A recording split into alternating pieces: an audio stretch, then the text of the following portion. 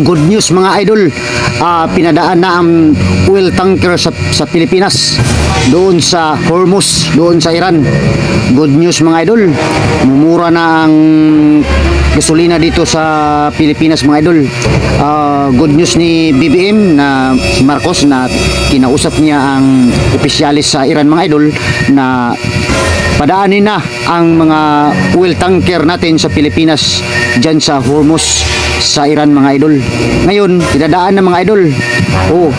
Kasunod ng mga linggo na ito mga idol, umpisa na, bababa ang mga gasolina natin dito sa Pilipinas. Good news mga idol. Laking tuwa ang mga tao ngayon kasi babalik na sa dati yung presyo ng gasolina na mura mga idol.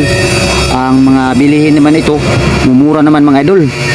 Ibang klase talaga to si BBM mga idol kasi kinausap niya ang opisyalis sa Iran mga idol. Kaya ang mga oil tanker na kumukuha ng langis doon sa ibang bansa sa mga krudo, pinadaan na mga idol. At saka hindi na daw pabayarin ang Pilipinas ng tulpi doon sa Hormuz mga idol.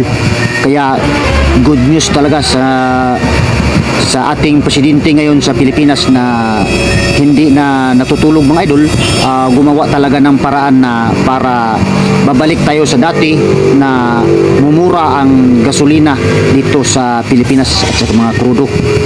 Ganyan talaga mga idol, hindi natutulog yung ating presidente.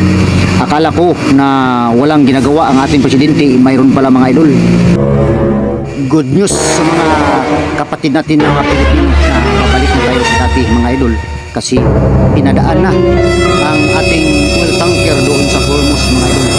Kita daw nila na yung mga plug natin doon sa barko natin sa Pilipinas na mga oil tanker, padaanin na daw, hindi na pabayarin sa Iran yung tulpi doon na babayaran mga idol, basta ang Pilipinas na dadaan daw kasi kinausap ni BBM ang mga opisyalis sa Iran mga idol.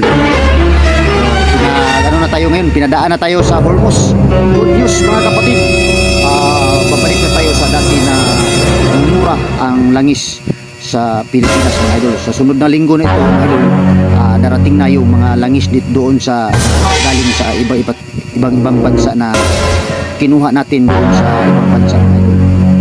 Babalik na tayo sa murang gasolina at saka good news mga kapatid. At saka magpasalamat tayo kay President Marcos na gumawa talaga ng paraan na makakuha ng mga langis sa ibang bansa na kinausap niya ang Iran na makadaan tayo sa Hormuz sa Iran mga idol. At saka magandang gabi mga idol. Maraming salamat BBM, President Marcos, sa iyo. Maraming salamat na gumawa ka ng paraan, Mr. President.